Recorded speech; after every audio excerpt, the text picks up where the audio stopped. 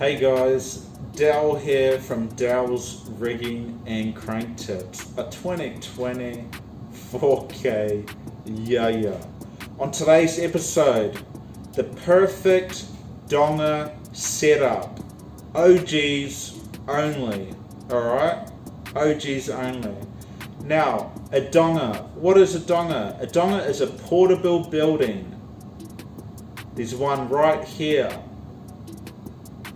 This is a Donga, alright? Now it's a portable office, it can be a portable smoko hut, it can be a portable toilet block, a portable building. In Australia, we call them dongas. That's the slang name for it. So portacom in other places, alright, portable building. That's what we're lifting, and we're going to lift it with a franner. Alright, now what I want to go over today with you is the perfect setup, the perfect rigging setup. And if you follow this, you're going to go from guessing to knowing. Alright, you just got your rigging ticket. Alright, it's your first week. You bluffed your way in, you're guessing. And then he's like, hey bros, we're going to lift the Donga, man. Yeah, just go out, set up the spreader bar. You're like, oh yeah, a lot of scratching the head, a lot of humming and hawing. Which hole? How does this work? Look no further, alright? Look no further. Old mate Dal, bruv, we got this, alright? Let's go out, have a look. Perfect OG setup for a Donga. Okay. Now the common mistake riggers make is they pull the whole spreader bar off to the ground and do it then. There's no need for that. Simply just pull it up onto this bracket in the middle, pull the pin out, slide it out to the fourth hole. We want the fourth hole. That's the Donga setup. Fourth hole works a charm every time. Put the pin in, put it back down in the bracket safely so you can do the other one. Alright, no need to put it on the ground. Simply pull it up on the bracket like that. You can access the pin so your hand can reach it. All good. Fourth hole, and we place it back down. Then we can put the chains on. No need to place it on the ground on timbers. We do it all in the bracket there, just like showing. And that's a perfect way to do it. Easiest, simplest way, first time every time. Alright?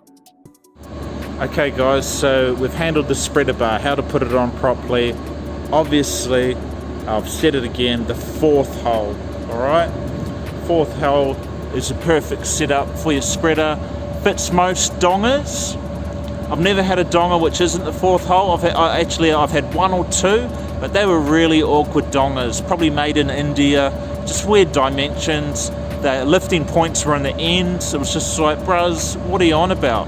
So, okay, we've got the spreader. Now on the top, we want back hooked 13mm chains, alright? Back hooked 13mm chains. So just back hooked there. And then we want the shackle through the loop of the chain onto the top. Now the reason I always back hook my 13mm 6-meter chains is because if you back hook 6-meter 13mm chains, they are 3 meters long. And guess what? The spreader bar is around 3 meters long. So 3 meters, 3 meters, 3 meters, you've got a perfect 60-degree angle. The perfect conditions for your chains to be at. The perfect angle. Mr. Perfect, the wrestler. That's what we want, alright? Now, on the bottom of the spreader bar, what have we got here? You want 6 meter 10mm chains, alright? If your Donga's heavier, if anything's heavier, put heavier chains on. But these are for generic, the general rule in Dongas, they're usually not over 9 ton, they're usually always in the ballpark, 10mm on the bottom. Now I do have 8mm on because I'm pretty tired and I can't be fucked, but I've got 8mm on, they should be 10mm. Now, the game changer, the OG perfect, is the double shackle. The double shackle on the bottom. Now, why we do the double shackle is because if you have one shackle on,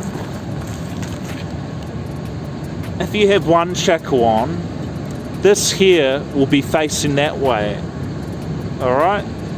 This chain ring will be facing that way. Alright?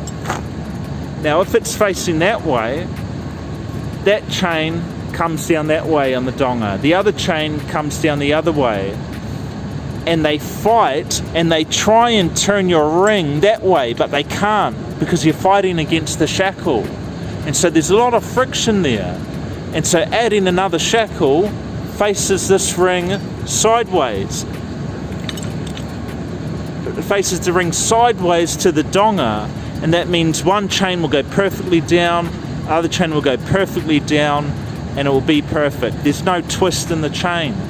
There's nothing trying to pull the ball ring around. There's no resistance. It just, the chains want to do what they were made to do. So the double shackle is the icing on the cake. You put that on, bruv, and your operator will be like, dude, this dude must have been doing this for 20 years or something. So the double shackle, bruz, the double shackle. Alright.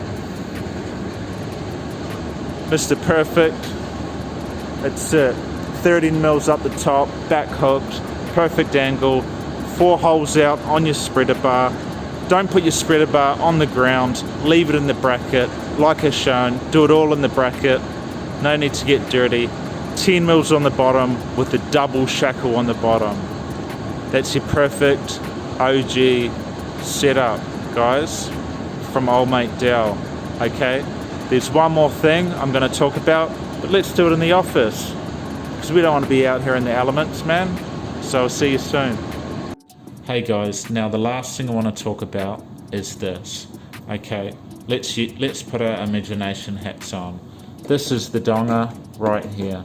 Okay, now this 3 pins taped together duct tape, but what it represents is the spreader bar and the 2 10mm chains hanging down. So use your imaginations, okay?